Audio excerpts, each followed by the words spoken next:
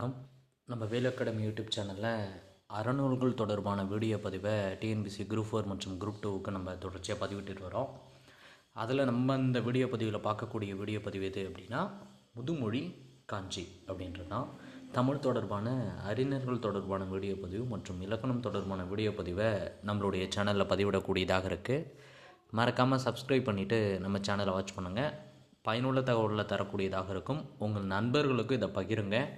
அதுவும் இல்லாமல் test batch அப்படின்றதும் கண்டக்ட் பண்ணி போயிட்டுருக்கு. விருப்பமுள்ள நபர்கள் கீழே டிஸ்கிரிப்ஷனில் நம்பர் தரேன். அப்படி இல்லைனா டெலகிராமில் வேல் அகாடமி அப்படின்றதில் ஜாயின் பண்ணி பின் பண்ணி வச்சுருப்போம் மெசேஜ், அதை பார்த்து டவுன்லோட் பண்ணிக்கோங்க சிலபஸை. சரி வாங்க நம்ம இந்த வீடியோ பதிவுக்குள்ளே போகலாம். முதுமொழி காஞ்சி. இந்த முதுமொழி காஞ்சியினுடைய ஆசிரியர் யார் அப்படின்னா மதுரை கூடலூர் கிழார். அப்போ முதுமொழி காஞ்சியினுடைய ஆசிரியர் யார்? மதுரை கூடலூர் கிழார். இவர் பிறந்த ஊர் எது அப்படின்னா கூடலூர்.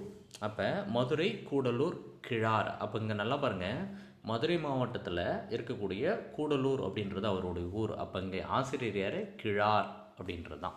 இப்படியும் நமக்கு கேள்வி கேட்கலாம். இவங்களுடைய காலம் என்ன அப்படின்னா சங்க காலத்திற்கு பின் வாழ்ந்த நபர்கள். அப்போ மதுரை கூடலூர் கிழார் யார்? சங்க காலத்துக்கு பின்னாடி வாழ்ந்த ஒரு நபராக இருக்கிறார். அடுத்து இந்த முதுமொழி காஞ்சியில் என்ன சிறப்பு அப்படின்னா இந்த ஆசிரியர் இருக்கார் பார்த்தீங்களா, மதுரை கூடலூர் கிழார். அவருடைய பாடல்களை நச்சினார்க்கினியார் முதலிய நல்ல ஆசிரியர்களுடைய மேற்கோள்களை இவர் கையாண்டு இருக்கார் அப்படின்னு சொல்லிட்டு சொல்கிறாங்க. இப்போ இந்த ஆசிரியர் என்ன பண்ணுறாரு அப்படின்னா தன்னுடைய பாடலை நச்சினார்க்கினியார் முதலிய நல்லுரை ஆசிரியர்களுடைய மேற்கோள்களை மேற்கொண்டு இருக்கார். இது டைரெக்டாக அவர் மட்டும் இல்லாமல் மற்ற எதுவும் ஃபாலோ பண்ணி எடுக்கக்கூடியதாக இருக்குது அப்படின்றது நமக்கு சொல்லியிருக்காங்க. சரிங்களா? அடுத்து இந்த நூலை பற்றி பார்ப்போம். இந்த நூல் என்னென்னா காஞ்சி திணையில் ஒன்று. அப்போ முதுமொழி காஞ்சி என்பது என்ன திணையில் ஒன்று அப்படின்னா காஞ்சி திணையில் ஒன்றாக இருக்கக்கூடிய ஒன்றாக இருக்குது. அது மட்டும் இல்லாமல் 17 கீழ்கணக்கு நூலில் இருக்கக்கூடிய ஒரு நூல். அப்போ முதுமொழி காஞ்சி எதுக்கு கீழே இருக்குது? 17 கீழ்கணக்கு நூல். அப்போ மேற்கணக்கு நூல், கீழ்கணக்கு நூல். அப்போ அறநூட்கள் எல்லாமே கீழ்கணக்கு நூலாக இருக்கக்கூடியது, கீழ்கணக்கு நூலில் இருக்கக்கூடியதாக இருக்குது. அடுத்து ரொம்ப ரொம்ப முக்கியமான ஒரு வரி என்ன அப்படின்னா உலகியல் உண்மையை தெளிவாக எடுத்து எம்புகிற ஒரு நூலாக இருக்குது. உலகில் இருக்கக்கூடிய உண்மையை தெளிவாக சொல்லக்கூடியதாக இருக்கக்கூடிய நூல் தான் என்னது? மதுரை காஞ்சி. இந்த மதுரை காஞ்சியினுடைய வேறு பெயர்கள் நமக்கு கேள்வி கேட்பாங்க. அந்த வேறு பெயர்களை நம்ம என்ன பண்ணணும் அப்படின்னா தெளிவாக ஞாபகம் வைத்துக் கொள்ளக்கூடியதாக இருக்கணும். மதுரை காஞ்சியினுடைய வேறு பெயர் என்ன அப்படின்னா அறிவுரை கோவை அப்படின்னு சொல்லிட்டு சொல்லுவாங்க. அப்போ அறிவுரை சொல்லக்கூடிய ஒரு கோவையாக இருக்கக்கூடியது அப்படின்னு சொல்லிட்டு சொல்லக்கூடியதாக இருக்குது. சிறந்த 10 என்ன சொல்லுவாங்க? சிறந்த 10 கருத்துக்களை சொல்லக்கூடிய ஒரு நூலாக இருக்குது. இல்லை 10, இதில் இல்லாத 10 இல்லை அப்படின்னு சொல்லிட்டு சொல்லக்கூடியதாக இருக்குது. அது மட்டும் இல்லாமல் எளிய 10, பாமர மக்களுக்கும் எளிதாக புரியக்கூடிய ஒரு 10 வரி அப்படின்னு சொல்லிட்டு சொல்லியிருக்காங்க. பழியா 10, பழியே இல்லாத சொல்லக்கூடிய ஒரு 10 இது இருக்கக்கூடியதாக இருக்குது. அடுத்து அல்ல 10, அதான் முன்னாடி நம்ம பார்த்தோம் பார்த்தீங்களா, இல்லை 10ன்ற மாதிரி அல்லை 10 அப்படின்னு சொல்லிட்டு இந்த 6னுடைய வேறு பெயரை நம்ம கட்டாயமாக தெரிஞ்சுக்கணும். அறிவுரை கோவை, சிறந்த 10, இல்லை 10, எளிய 10, பழியா 10, அல்ல 10 அப்படின்னு சொல்லிட்டு சொல்லக்கூடியது. அது இதில் இந்த நூலில் எத்தனை அதிகாரங்கள் இருக்குது அப்படின்னு சொல்லிட்டு கேள்வி கேட்கலாம். அப்போ எத்தனை அதிகாரங்கள் இருக்குது அப்படின்னா 10 அதிகாரங்களை கொண்டது. எல்லாமே என்னது? 10 பேஸ் பண்ணி வரக்கூடியது. அப்போ 10 அதிகாரங்களை கொண்ட ஒன்று. ஒவ்வொரு அதிகாரத்துலேயும் எவ்வளோ இருக்கும்? ஒரு அதிகாரத்துக்கு 10 பாடல்களை உடையது. அப்போ மொத்த பாடல்கள் எவ்வளோ அப்படின்னா 10 × 10 எவ்வளோ? 100 பாடல்களை உடைய ஒன்று தான் இந்த முதுமொழி காஞ்சி அப்படின்றது. நம்ம ரொம்ப தெளிவாக இருக்கணுங்க. இப்போ நல்லா பாருங்கள், அதிகாரங்கள் 10, அதில் உள்ள பாடலினுடைய எண்ணிக்கை எவ்வளோ? ஒரு அதிகாரத்துக்கு 10. அப்போ மொத்த பாடலினுடைய எண்ணிக்கை 100. அப்போ இது நமக்கு வினாவாக கேட்கலாமா? அப்போ அதிகாரம் 10, ஒரு அதிகாரத்துக்கு 10 பாடல் என்ற வீதம், மொத்த பாடல்களின் எண்ணிக்கை 100 அப்படின்றத நம்ம தெளிவாக ஞாபகம் வச்சுக்கணும். அடுத்து இது ஒவ்வொரு அதிகாரத்தினுடைய முதல் அடியும் எப்படி தொடங்கும்? முதல் அடி இந்த அதிகாரம் 10 அதிகாரம் இருக்குங்களா, 10 அதிகாரத்தில் இருக்கக்கூடிய இதோ முதல் அடி எப்படி தொடங்கும் அப்படின்னா ஆர்களி உலகத்து மக்களுக்கு எல்லாம் அப்படின்னு சொல்லிட்டு வார்த்தையில் தான் தொடங்கக்கூடியதாக இருக்குது. இதுவே நமக்கு வினாவாக கொடுத்துருக்காங்க. ஆர்களி உலகத்து மக்களுக்கெல்லாம் என தொடங்கக்கூடிய முதல் அடி எந்த நூலுடன் தொடர்புடையது அப்படின்னு கேட்டால் நம்ம என்ன எடுக்கணும்? முதுமொழி காஞ்சியுடன் தொடர்புடைய கூடிய ஒன்று. இந்த நூலினுடைய பயன் என்ன அப்படின்னு சொல்லிட்டு நம்ம பார்ப்போம். கற்போரினுடைய குற்றங்களை நீக்கி, அப்போ இதை படிக்கக்கூடியவங்களுடைய குற்றங்களை நீக்கி அறம் பொருள் இன்பம் அடைவதற்கான வழிமுறைகளை கூறக்கூடிய அறிவுரை தான் இது. சரிங்களா? அப்போ கற்போரோட குற்றங்கள்லாம் நீக்கி அறம்பொருள் இன்பம் அடைவதற்கான வழிமுறைகளை கூறக்கூடிய ஒரு அறிவுரை கூறக்கூடிய ஒரு நூலாக இருக்குது. இதுதான் என்னது? முதுமொழி காஞ்சி அப்படின்னு சொல்லிட்டு நம்ம பார்க்கக்கூடியதாக இருக்குது. இப்போ நம்ம என்ன பண்ணுவோம்? அடுத்து பாருங்கள், இப்போ நமக்கு ஓல்டு புக்கில் நமக்கு ஒரு சில பாடல் வரிகளை கொடுத்துருக்காங்க 7ஆம் வகுப்பு புத்தகத்தில். அது தொடர்பான விஷயத்தையும் நம்ம என்ன பண்ணிடுவோம், இதிலே சேர்த்து பார்த்துக்கலாம். வெயிட் பண்ணுங்கள். இதுதாங்க நமக்கு ஸ்கூல் புக் ஓல்டு புக்கில் இருக்கக்கூடிய பாடல் வரி. இந்த பாடல் வரியில் நமக்கு மேட்ச் த ஃபாலோவிங் எடுக்கலாம். சரிங்களா? அதுலேருந்து வினாக்கள் அமையக்கூடியதாக இருக்குது. அதனால் தெளிவாக ஞாபகம் வச்சுக்கணும்.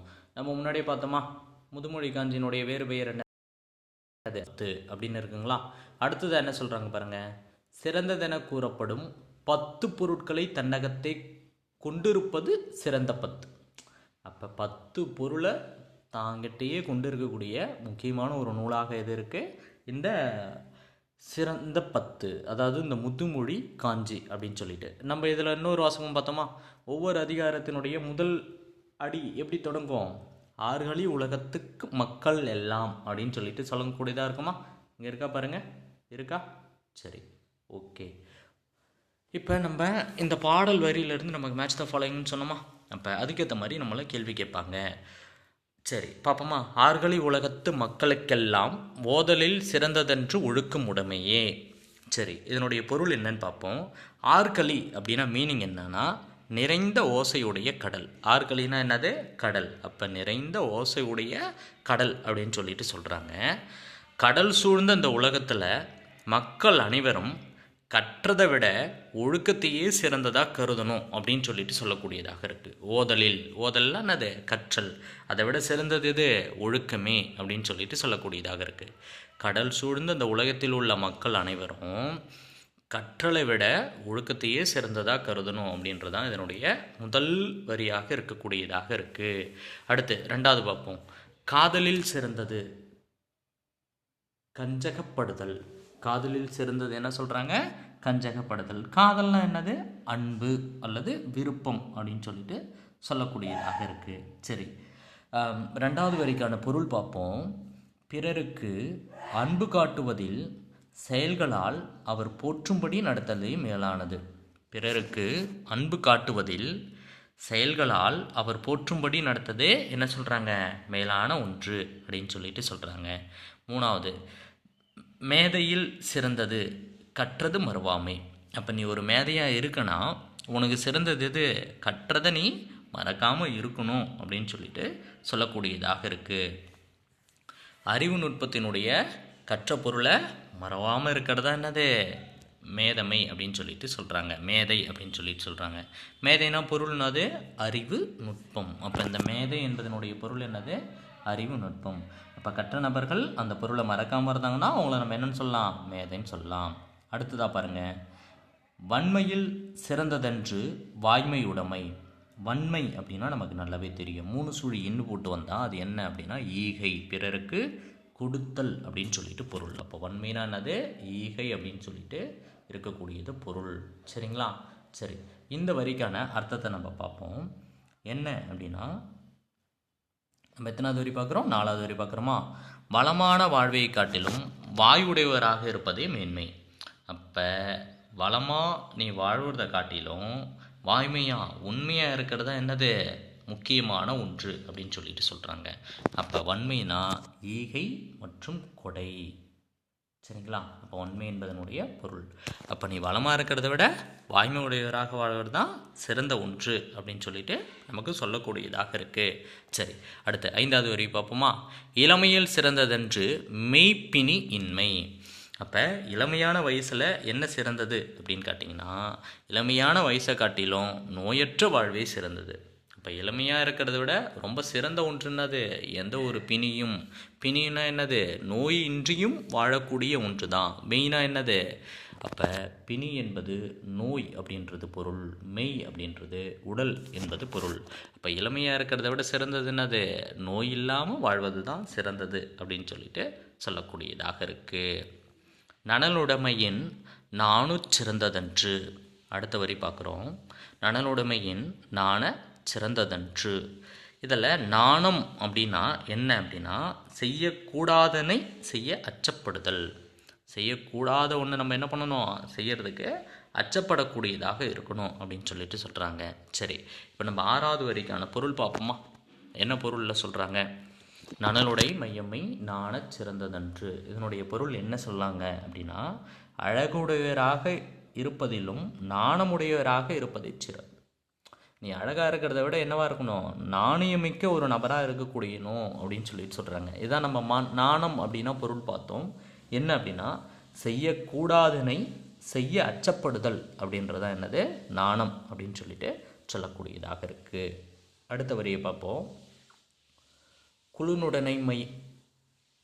குலனுடைமையின் கற்பு சிறந்ததன்று அப்படின்னு சொல்லிட்டு சொல்கிறாங்க. அப்போ குல பெருமையை விட, தன்னுடைய குலத்தினுடைய பெருமை விட எது சிறந்தது அப்படின்னா, இங்கே கற்புன்றது எதை குறிப்பிடுறாங்க அப்படின்னா, ஒழுக்கம் என்பது தான் குறிப்பிடக்கூடியதாக இருக்குது. அப்போ ஒழுக்கமே என்னது? சிறந்தது அப்படின்னு சொல்லிட்டு சொல்லக்கூடியதாக இருக்குது. இங்கே சிறந்ததன்று அப்படின்றதனுடைய பொருள் என்ன அப்படின்னா, சிறந்தது அப்படின்னு சொல்லிட்டு சொல்லக்கூடியதாக இருக்குது. அதுதான் அதனுடைய பொருளாக இருக்குது. அடுத்து, கற்றலின் கற்றாரை வழிபடுதல் சிறந்ததன்று. கற்றலின் கற்றாரை வழிபடுதல் சிறந்ததன்று. சிறந்த நூலை நம்ம படிக்கிறத விட, சிறந்த நூல்களை கற்றலை விடவும் கற்றறிந்த பெரியவரை பின்பற்றி ஒழுகுதல் சிறப்பானது. அப்போ நீ 100 புக்கு படிக்கிறதுக்கு அந்த ஆல்ரெடி 100 புக்கு படித்த ஒரு நபரை நம்ம போற்றி பேணுதல் என்னது? சிறப்பு அப்படின்னு சொல்லிட்டு சொல்லுது. வழிபடுதல் என்னது? போற்றி பேணுதல் அப்படின்னு சொல்லிட்டு சொல்லக்கூடியதாக இருக்குது. கற்றலின் கற்றாரை வழிபடுதல் சிறந்ததன்று அப்படின்னு சொல்லிட்டு சொல்கிறாங்க. செற்றாரை செறுத்தலில் தற்செயற்கை சிறந்ததன்று. செற்றாரை செருக்கையில் தற்செயற்கை சிறந்ததன்று. இதனுடைய பொருள் என்ன சொல்ல வராங்க அப்படின்னு பார்த்தீங்கன்னா, பகைவரை தண்டிப்பதினை விடனும் அவருக்கு நன்மை செய்தலே சிறந்தது. ஒருவன் நமக்கு தீங்கு விளைவிக்கிறான் அப்படின்னா அவனை தண்டிக்கணுன்ற எண்ணத்தை விட, அவன் கஷ்டப்படக்கூடிய நேரத்தில் அவனுக்கு உதவி செய்ததே என்னன்னு சொல்கிறாங்க? சிறந்த ஒன்று அப்படின்னு சொல்லிட்டு பதிவிடக்கூடியதாக இருக்குது. சரி, கடைசி வரியை பார்ப்போம். முன்பெருக்களினின் பின் சிறுகாமை சிறந்ததன்று. முன்பெருக்களின் பின் சிறுகாமை சிறந்ததன்று. முற்காலத்தில் பெரிய செல்வத்தை பின்னர் குறைபடாமல் காத்தலே சிறந்தது. அப்போ முற்காலத்துக்கு பெருகிய செல்வத்தை பின்னர் குறைபடாமல், நீ சேர்த்து வச்ச பணத்தை என்ன பண்ணணும்? குறைபடாமல் பார்த்துக்கொள்ளதே என்னது? சிறந்ததன்று அப்படின்னு சொல்லிட்டு இந்த மதுரை காஞ்சி நூல் சொல்லக்கூடியதாக இருக்குது. இதில் வினாக்கள் இந்த பாடல் வரியில் என்ன கேட்பாங்க அப்படின்னா, ஓதல் அப்படின்னு கொடுத்துருவாங்க. ஒரு டேஷ் கொடுத்துருவாங்க. ஓதலில் சிறந்தது மேட்ச் த ஃபாலோயிங்கில் வச்சுருவாங்க. அதுக்கு என்ன ஆன்சர் அப்படின்னா, ஒழுக்கமுடைமை. காதலில் சிறந்தது ஒரு டேஷ் கொடுத்துருவாங்க. அங்கே என்னது? கஞ்சகப்படுதல். மேதையில் சிறந்தது கற்றது மறவாமை. வன்மையில் சிறந்தது வாய்மையுடைமை. இளமையில் சிறந்தது மெய்ப்பினி இன்மை. நலனுடைமையின் அப்படின்னு கேட்டால் நானும் அப்படின்னு சொல்லிட்டு சொல்லக்கூடியது. குடலுடைமையின் சிறந்தது கற்பு. கற்றலில் கற்றாரை என்ன பண்ணுது? சிறப்பு. வழிபடுதல் சிறப்பு. செற்றாரை செறுத்தலில் தற்செயற்கை சிறப்பு. செற்றாரை செறுத்தல் என்னது? தற்செயற்கை. இது மாதிரி நமக்கு என்ன பண்ணுவாங்கன்னா, இந்த பாதியை பேட்ச் ஆஃப் ஃபாலோயிங்காக வச்சுட்டு இந்த பாதியை நமக்கு ஆன்சர் கேட்பாங்க. இதில் வினாக்கள் இது வரைக்கும் இப்படி தான் எடுக்கக்கூடியதாக இருக்குது. அப்போ நூலாசிரியர்லேருந்து கேட்கக்கூடியதாக இருக்குது. அப்போ கற்றலை விட சிறந்தது எது அப்படின்னா ஒழுக்கமுடைமை. இளமை காட்டிலும் சிறந்தது எது அப்படின்னா நோயற்று வாழ்தலே சிறந்ததாக இருக்குது. சரிங்களா? இது மாதிரி தான் நமக்கு வினாக்கள் வரக்கூடியதாக இருக்கும். சரி, இதில் மறக்காமல் பாருங்கள். உங்கள் நண்பருக்கு இந்த வீடியோ பதிவை ஷேர் பண்ணுங்கள். Thank you to all.